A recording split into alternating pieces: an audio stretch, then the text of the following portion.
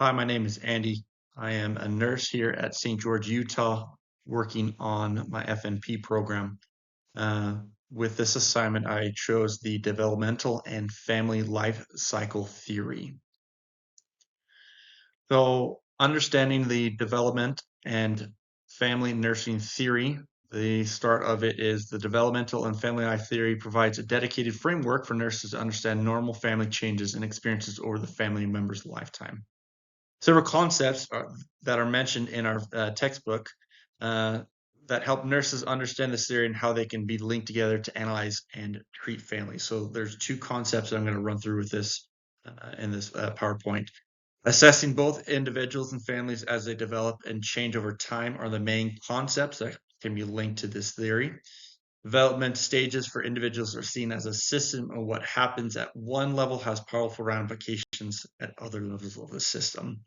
Families, similar to individuals, are in constant movement and change throughout time, aka the family life cycle does not stop moving. So the first concept is families develop and change over time.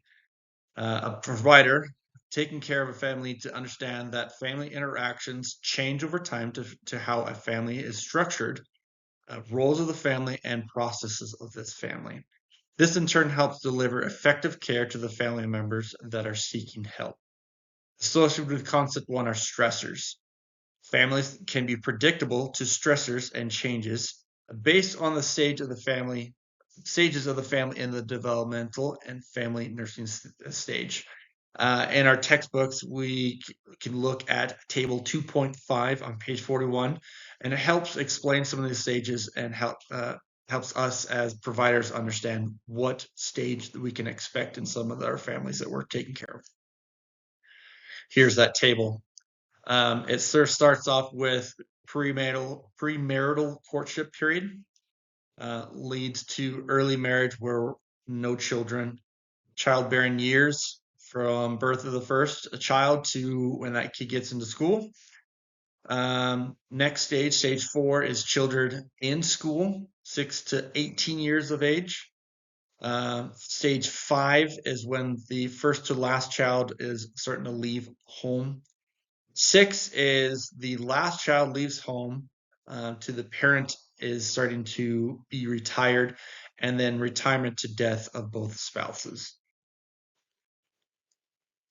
Concept number 2 is also very important to the developmental and family life cycle. Uh, so the concept number 2 is families experience transitions from one stage to another.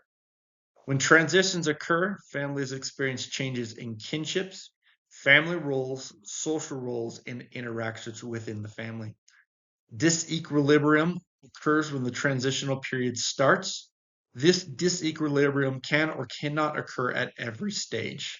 This is dependent on how family or everyone that are in the family regards to the stressor that is occurring. Every family is different. Some stressors will be more stressing to other families versus others.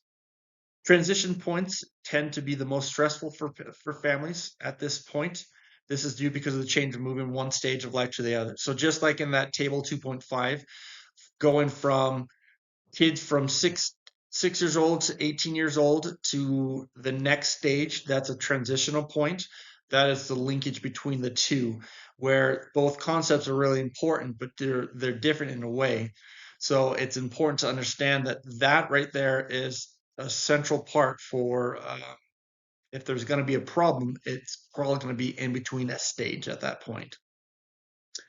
Developmental roles or tasks are general goals rather than specific jobs that must be completed at a time.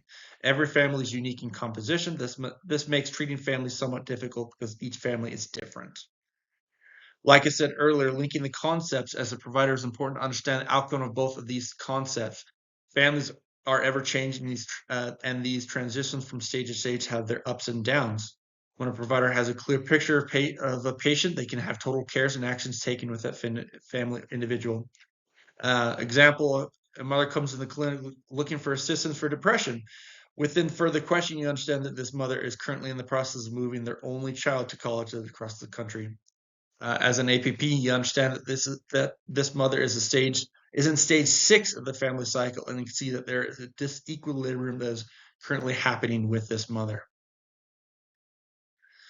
Some definitions to run through real quick. Defining the family in this theory. In this theory, family development begins in infancy and continues into old age, in endless change and constant need to adapt to one or the individual and the conditions of the environment. In Duval's theory, both the family and the individual will progress through the stages of family cycle. Furthermore, family is defined as a center point of this theory, and everything revolves around the family and the stages they need to accomplish. Defining the health of this theory.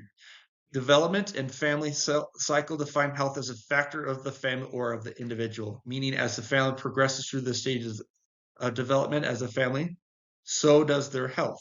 There will be times in an individual family that stressors will hinder health. It will be at these transition points that health will be critical because it will influence how the family will transition from one stage to the other. The environment, excuse me. The environment, when considering the environment for the development and family theory, we need to look at the family. The environment in which the family lives in is critical to the well-being of everyone in the family.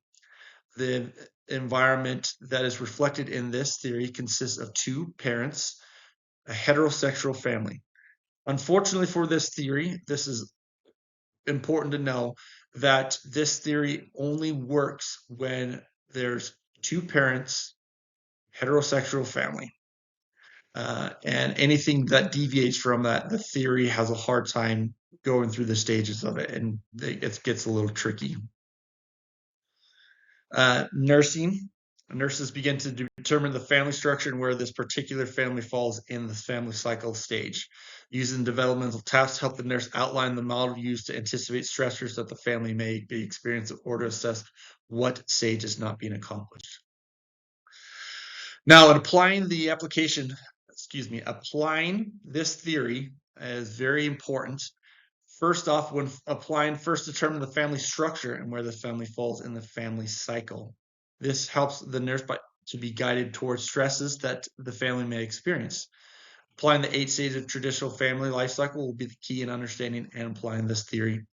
Interventions play a role in understanding normal disequilibrium during transitional periods. It is important to note that every stage of developmental and family life cycle needs to be met with the family or the stage cannot continue to move forward. The biggest weakness when applying this theory is that the family being reviewed needs to be a two-parent heterosexual nuclear family. If the family is not, the theory is void and cannot work. Strength in developmental approach is that it provides a systematic framework for predicting what a family needs. Shortcoming to the theory is that it ignores the importance of cultural diversity and health disparities between families. I was able to find 2 or more actually, but right now I found 2 research projects that use the family cycle, developmental and family cycle. This was very interesting to me. In the first one, it occurred in 2015, where they took a rural area of Albanian women. I know this sounds kind of a little different, but they took in the family cycle of where these women were, and they were given more responsibility in a culture that where the men are the patriarch. Here, the women are faced with traditional upbringings where they had to break the mode of providing for the family, and so they took into the different stages and they helped understand what these women are going through to be able to help with their health, even though these stages were different for these ladies. The second research project comes from STOB. This research project aims as goals to help adolescents in understanding their needs for their mental health. The research group uses the family cycle theory to understand what cycle of life the kids are in and help prepare them for other goals in their life. In conclusion, I chose this theory to be applied for the family because it will be going through several transitions in this next year. Some of those changes include kids getting older and adding new family members to the group and potential career change. When applying this theory, I will apply the theory through ideas of family changes and will also adjust and progress through the family cycle. Helping the family cope with these changes will be beneficial. Here are my references, and thank you. Have a good day.